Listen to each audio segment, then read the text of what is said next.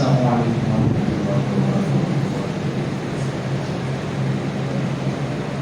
اللہ وبرکاتہ۔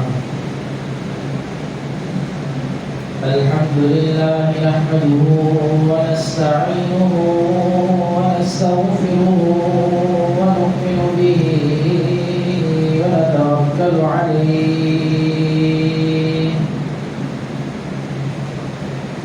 ونعوذ بالله من شرور أنفسنا ومن سيئات أعمالنا، من يهده الله فلا مضل له ومن يضلله فلا هادي له،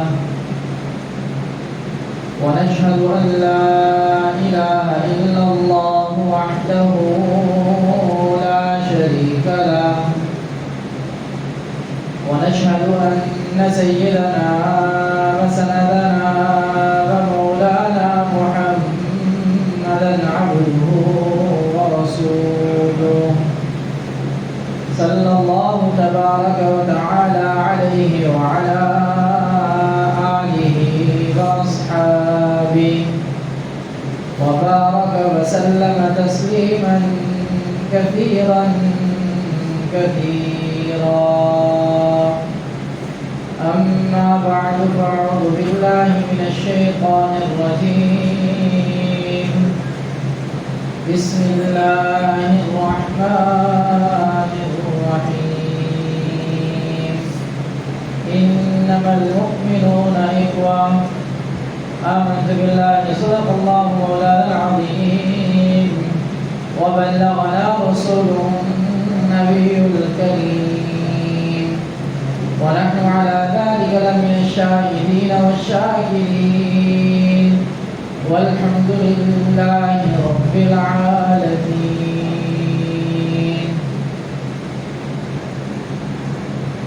تمام تعریفیں رب کائنات کے لیے جس نے اس کا خالق عالم کو وجود بخشا. درود و سلام جناب نبی کریم صلی اللہ علیہ وسلم پر، جنہوں نے اس دنیا میں آ کر حق کا بول بالا کیا،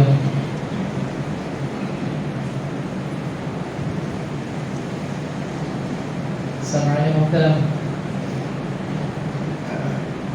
اللہ رب العزت کا ہمارے اوپر بہت بڑا احسان ہوا، کرم اور فضل ہوا کہ اللہ رب العزت نے ہمیں جو موجودہ آفت ہے اس سے محفوظ رکھا. یہ محض اللہ رب العزت کا فضل ہے.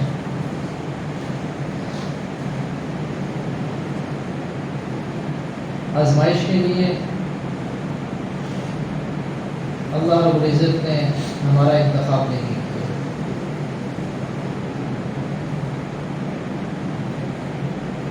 ایک حوالے سے آزمائش ہے بھی،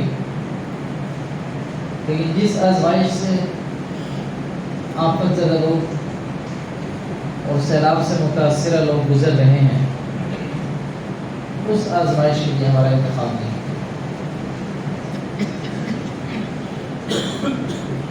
اور اس کے اندر ایسا نہیں ہے کہ کوئی ہم یہ کہیں کہ ہمارے اعمال بہت اچھے ہیں اس لیے اللہ نے محفوظ رکھا،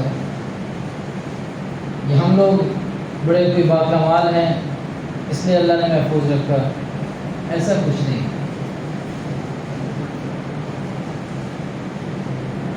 اللہ جس پر چاہتا ہے آزمائش کو اتارتا ہے. اللہ نے اگر اس آزمائش کے لیے کا انتخاب کیا کہ جن کے گھر چلے گئے، گھر کا ساز و سامان چلا گیا، یہاں تک کہ گھر کے افراد چلے گئے،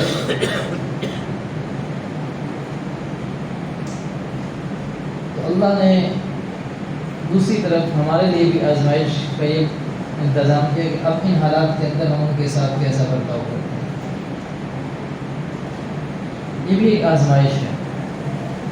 جیسے کہا جاتا ہے کہ اللہ دولت دے کر بھی آزماتا ہے اور دولت لے کر بھی آزماتا ہے. دولت دے کر ایسے آزماتا ہے کہ اب یہ دولت کہاں خرچ ہوگی، کن مقاصد کے لیے خرچ ہوگی، اور دولت لے کر بھی آزماتا ہے کہ انسان اللہ کے ساتھ تعلق کے اندر آ جاتا ہے یا لوگوں کے گھروں کے اوپر جا کر ہاتھ پھیلاتا ہے۔ تو اسی طریقے سے یہاں پر بھی دونوں سائڈوں پہ آزمائش ہے۔ اللہ نے ہمیں دے کر اس وقت آزمایا ہوا ہے، اور اللہ نے ان سے لے کر اس وقت انہیں آزمایا ہوا ہے، اور وہ آزمائش بہت سخت ہے۔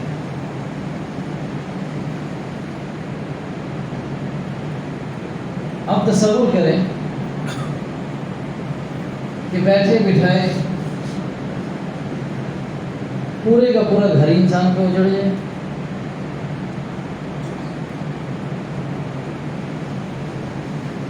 ایک بچی کی بات تھی، وہ کہتے کہ ہم گھر میں کھانا کھا رہے تھے اور سارے بیٹھے ہوئے ماں باپ بہن بھائی سب ہم اکٹھے گپ شپ لگا رہے تھے کہ باہر سے شور کی آواز ہے، سب نے باہر نکل کے دیکھا کہ کیا ہے، تو ایک سیلاب پانی کا ایک ریلا آ رہا ہے۔ کہتے ہر ایک نے اپنی جان بچانے کے لیے کوئی ادھر بھاگا، کوئی ادھر بھاگا، کوئی کدھر گیا، اور میں اور میرے والد صاحب چھت پہ چڑھ گئے، اور ہم نے اپنی آنکھوں سے اپنی ماں کو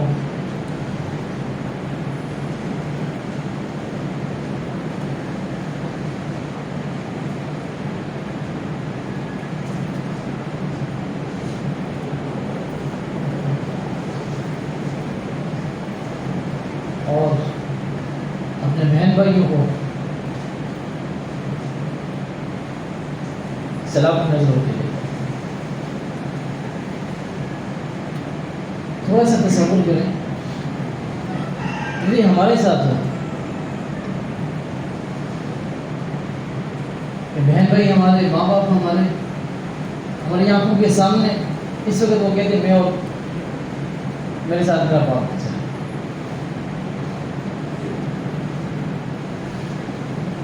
ہمارے لیے بہت بڑی آزمائش ہے، ہم اس موقع کے اوپر کیا کریں؟ ان کے لیے تو جو آزمائش آنی تھی وہ آ گئی۔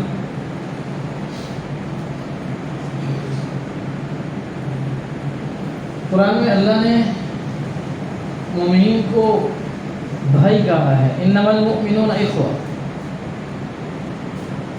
مومن تو آپس میں بھائی بھائی ہیں،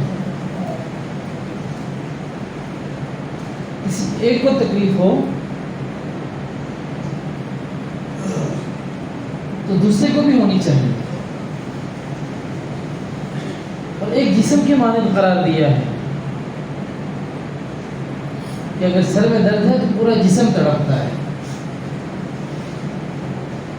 اگر صرف سر میں درد ہے تو ایسا نہیں ہے کہ سر درد کر باقی جسم رات کو آرام سے لیٹا ہو، پورا جسم بے چین ہے۔ اور یہ مومن کے افضل ہونے کی علامت بتایا گیا ہے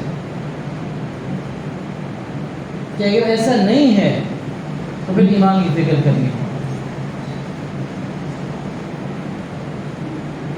اس لیے اگر ان کے اوپر یہ آزمائش آئی ہے تو امتحان ہمارا بھی ہے،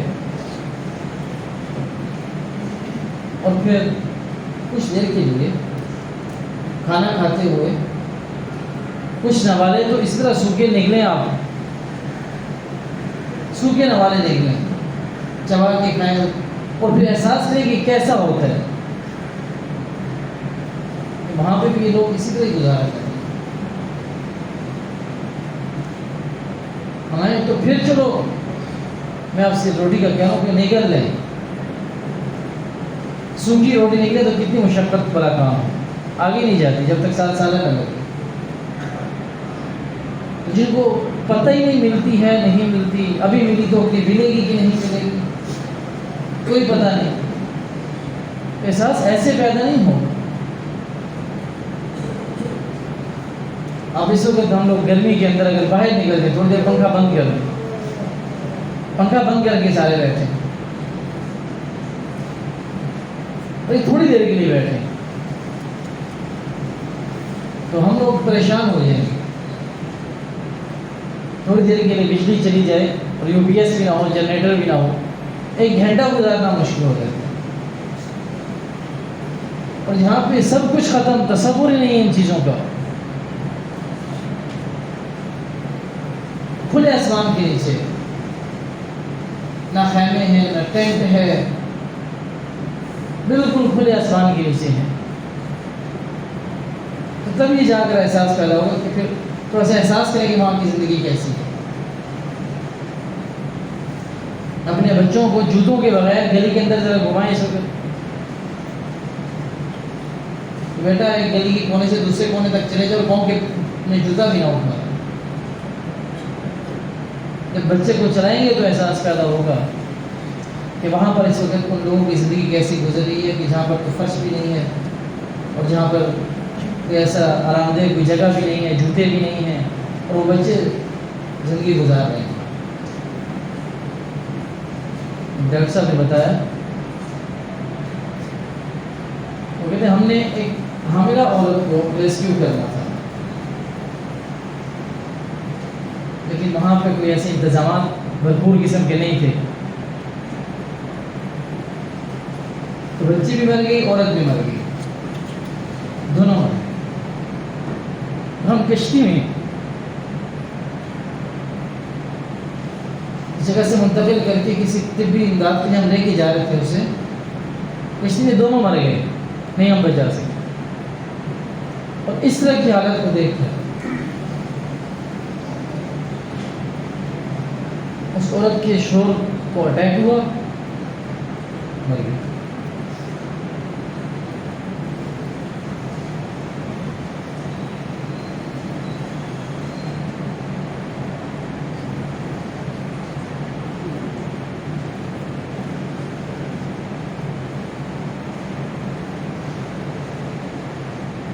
اور 2 بچیاں پھر ہم لے کے، اور دونوں چھوٹی چھوٹی۔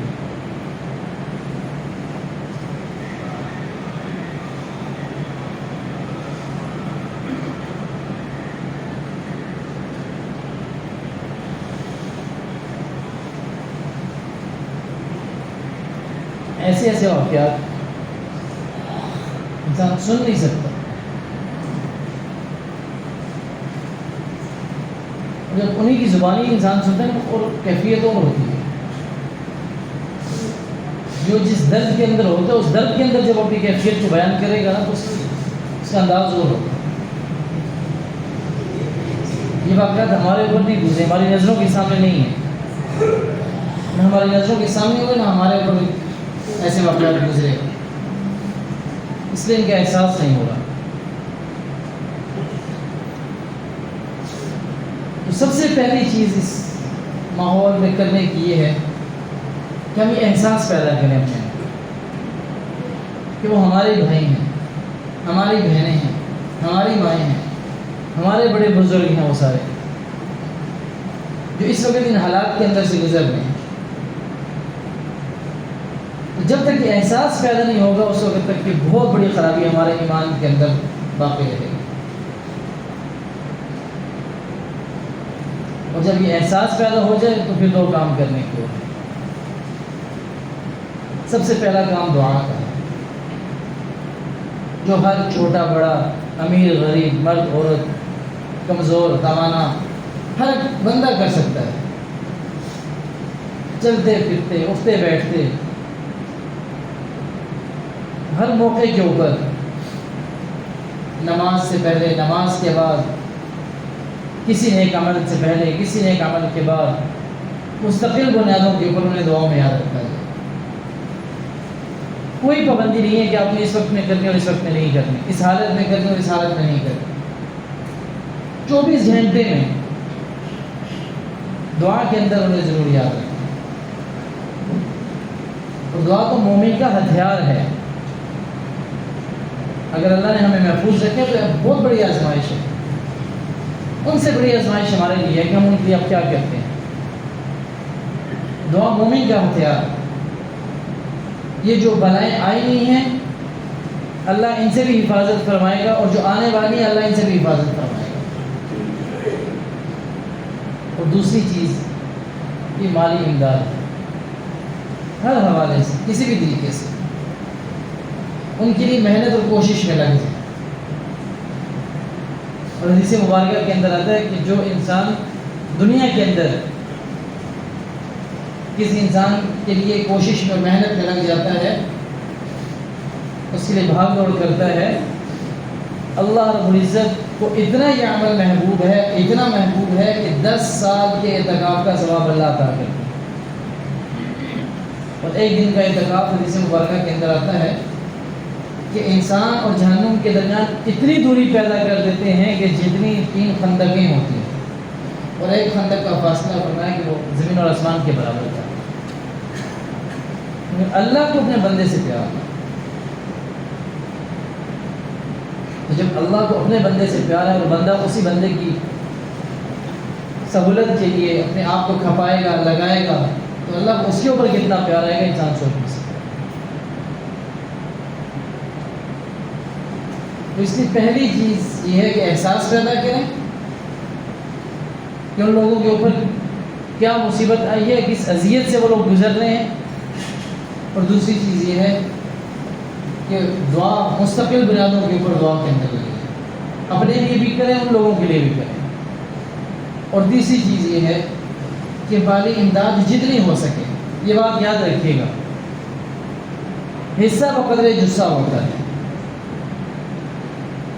اللہ نے جتنی توفیق دی ہے، بڑی ذمہ داری کے ساتھ یہ بات کرو، میں میرے رسول پہ بیٹھ کے کروں، جتنی اللہ نے توفیق دی ہے اس موقع کے اوپر اگر اتنی امداد نہ کی، عند اللہ مجرم ہوں گے، اور عند الناس بھی مجرم ہوں گے. کل ان لوگوں کا گریبان، ان لوگوں کا ہاتھ ہوگا، ہمارا گریبان ہوگا کہ بتاؤ اللہ نے تمہیں دیا تھا، ہم تو برباد ہو گئے تھے، ہمارے تو گھر لوٹ گئے، فصلیں ختم ہو گئی، آنکھوں کے سامنے ہم نے اپنے پیاروں کو بہتے ہوئے دیکھا.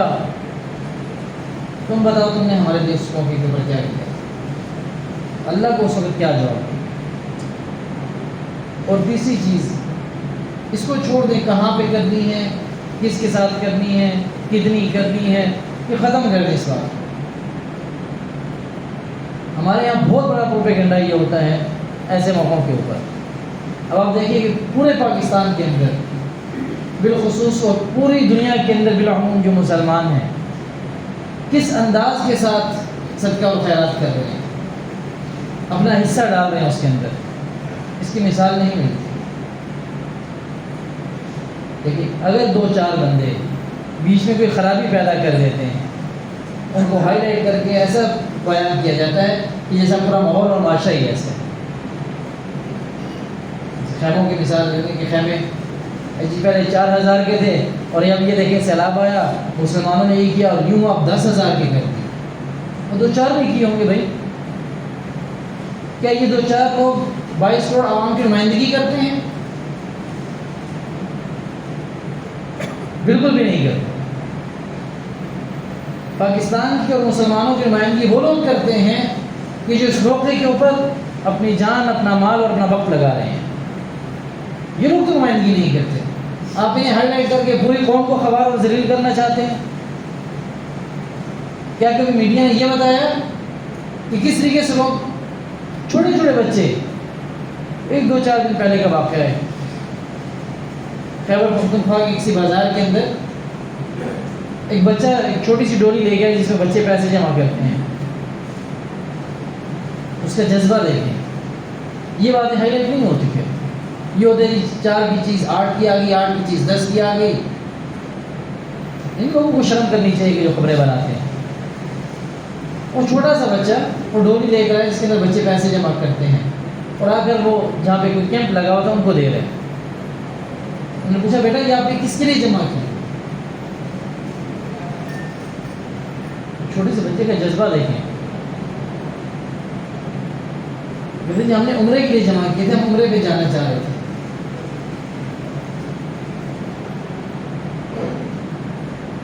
لیکن اس وقت اس سے زیادہ ضروری میں یہ سمجھتا ہوں کہ ہمیں سیلاب زدگان بھائیوں کی مدد کرنی چاہیے. تو یہ پیسے میں یہاں پہ دے رہا ہوں.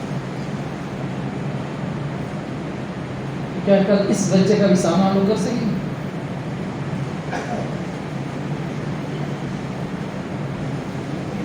کل قیامت کے دن یہ بچے ہی پوچھ لیں ہم سے کہ میرا بھائی ذرا بتاؤ کہ میری تو ڈولی میں جو پیسے جمع تھے عمرے کے لیے جمع کیے تھے میں تو وہ بھی دیا ہے، تم نے کیا کیا؟ ہم تو اس بچے کا سامنا نہیں کر پائیں گے۔ الحمدللہ ہمارے یہاں بھی لوگوں نے بہت زیادہ تعاون کیا، اللہ تعالیٰ ہم لوگوں کو جزائے خیر دے جنہوں نے کسی بھی سطح کے اوپر اس حوالے سے تعاون کیا۔ سامان کے حوالے سے تو اب یہ ہے کہ سامان کی ضرورت نہیں ہے، اس میں ہمارا جب ان سے رابطہ ہوا علماء کرام سے جو اس کام میں لگے ہوئے ہیں، ان کی طرف سے یہ تھا کہ مسئلہ یہ ہے کہ سامان کو یہاں سے لے کے جانا اس کا بڑا خرچہ پڑ جاتا ہے، کہ وہاں تک پہنچانے میں بہت بڑا خرچہ ہو جاتا ہے اس حوالے سے، اور دوسری بات یہ ہے کہ اس کو پھر پہنچانا ہی بڑی ذمہ داری والا کام ہے کہ وہاں پہ کس جگہ پہ کس سامان کو کہاں پہنچایا جائے، کتنا پہنچایا جائے، یہ بھی ایک بڑا مسئلہ ہے۔ تو دوسری چیز یہ ہے کہ وہاں پر اس وقت کتنی کس چیز کی ضرورت ہے، وہاں پہ جو فیلڈ کے اندر لوگ کام کریں انہیں زیادہ بہتر پتہ ہے۔ ان کا کہنا یہ ہے کہ ہمیں آپ نقدی کی صورت میں جتنا بھی دے سکیں، اس سے یہ ہوگا کہ کہتے ہیں کہ جو چیزیں وہ خریدتے ہیں وہ ایک بڑی مقدار میں چیزیں خریدتے ہیں، وہ سستی بھی پڑ جاتی ہیں، پھر زیادہ تر وہیں سے لیتے ہیں، اس حساب سے جو کیریج کا خرچہ ہے وہ بھی نہیں پڑتا، اور وہاں کے ماحول اور موسم کے حساب سے جو چیزیں خریدنی ہوتی ہیں وہ اس حساب سے خرید ہوتی ہیں۔ تو سامان اب بھی الحمدللہ ہمارے پاس بہت ہے۔ اب آپ حضرات سے گزارش یہ ہے کہ زیادہ سے زیادہ جو مالی تعاون ہو سکے، الحمدللہ بھی لوگوں نے کیا، ہمارا جو ٹارگیٹ تھا وہ 5 لاکھ کا تھا، الحمدللہ 3 لاکھ تک ایک ہفتے کے اندر ہمارا یہ معاملہ پہنچ گیا۔